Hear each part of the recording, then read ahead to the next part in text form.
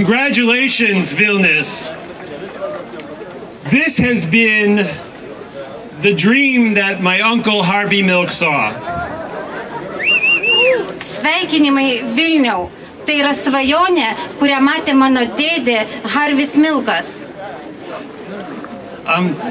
So when he had those bullets enter his brain, his belief was that they could smash every closet door, take down every mask, take down every lie, every innuendo ever spoken about LGBT people, and you have made that dream come true today here in his homeland, Vilnius.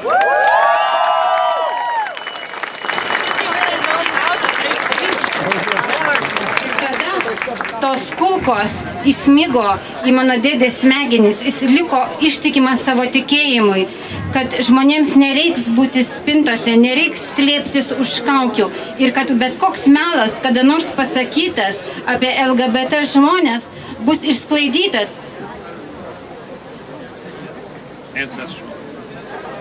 Ir tas melas bus išsklaidytas ir mes esame čia, mano dėdės tėvynėje, Vilniuje.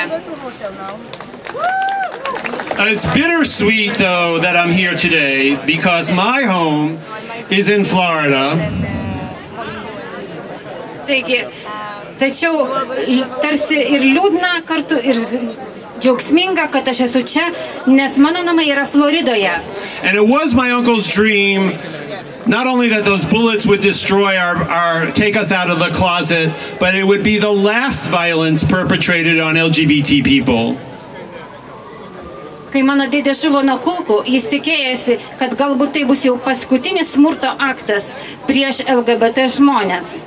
So I must say that whenever we lose an LGBT life anywhere, we, the entire society, the entire world, the entire community, the entire family, we lose all of the potential that that wonderful human being had. Ir aš noriu pasakyti, kad bet kada, kai mes prarandame LGBT žmogaus gyvybę, bet kur pasaulyje, visa visuomenė, visa bendruomenė, visas pasaulis, visos šeimos praranda potencialą, kurį galėjo suteikti tas žmogus. So I wear the black armband today for my friends in Florida that we have lost. It's not a number 49. I'm only going to mention one person, but each one of those stories is vibrant. Ir aš dabar užsirišęs ant rankos esu juodą raištį, nes aš gedžiu dėl tų žmonių Floridoje, kurie žuvo. Ir mes negalvojame, kad tai tik skaičius, 49 žmonės. Aš tiesiog norėsiu papasakoti vieną istoriją apie vieną žmogų. Ir kiekviena ta istorija yra lygiai tokia pat svarbi ir skaudi. I'm going to mention Brenda McCool. Brenda McCool, a mother of 11, went to a gay bar in Orlando to support her son, who had just come out, and she wanted to make sure that he was protected and loved and that he would get home safe. But it was her who did not come home. Aš noriu paminėti moterį vardu Brenda McCool. Ji ėjo į tą gėjų barą kartu su savo sūnumi, kuris tik neseniai buvo prisipažinęs, priklausantis tai bendruomeniai, ir ji ėjo kartu su juo, norėdama jį palaikyti ir apsaugoti, kad jis vakare vėlai grįžtų saugiai namo, tačiau dėja ji pati negrįžo namo. So for the voices of hate and the voices of separation and the voices that would diminish us that are out there, I'll tell you, you can kill my uncle. You can kill the mother of our LGBT communities, the mothers. You will never, ever stop our message, which is that we will all be equal, that we will all be loved, we will all be embraced, and today it's proof of it here in Vilnius.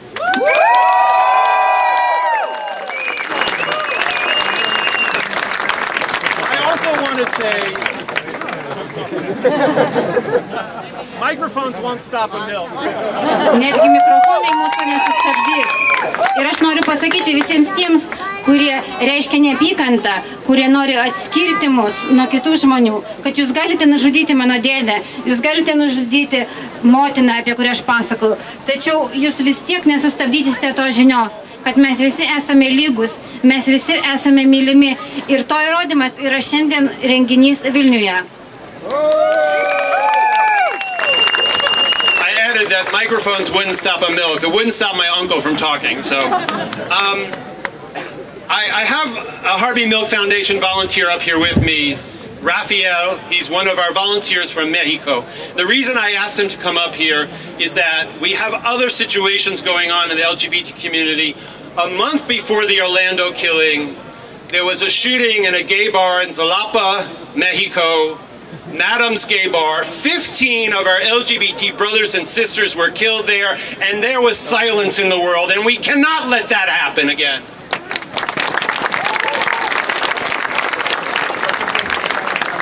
Aš taip pat noriu pasakyti, kad mikrofonas būtų nesustabdęs mano dėdės ir jis nesustabdys manęs. Tokias sutrikimai su mikrofonu. Ir aš šalia savęs turiu mūsų fondo vieną savanorių, Rafiu, kuris yra čia, taip pat todėl, kad mes norime papasakoti apie kitą su LGBT susijusią situaciją. Dar mėnesį prieš tai, kai įvyko tragedija Orlande, Zapapoje, Meksikoje, taip pat buvo šaudoma bare į žmonės, LGBT žmonės, ir 15 žmonių žuvo, tačiau apie tai kažkodėl buvo nutylėta.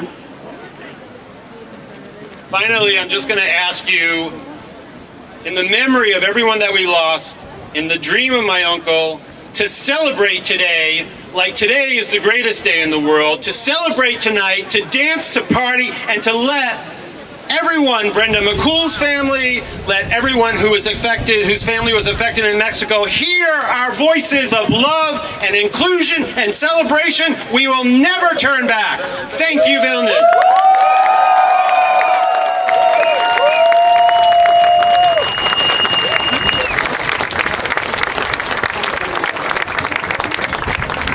Norėčiau paprašyti, prisimenant atminimą visų, kuriuos mes praradome, prisimenant mano dėdę, kitus žmonės, tiesiog švęsti šiandien. Šiandien yra puikiausia diena.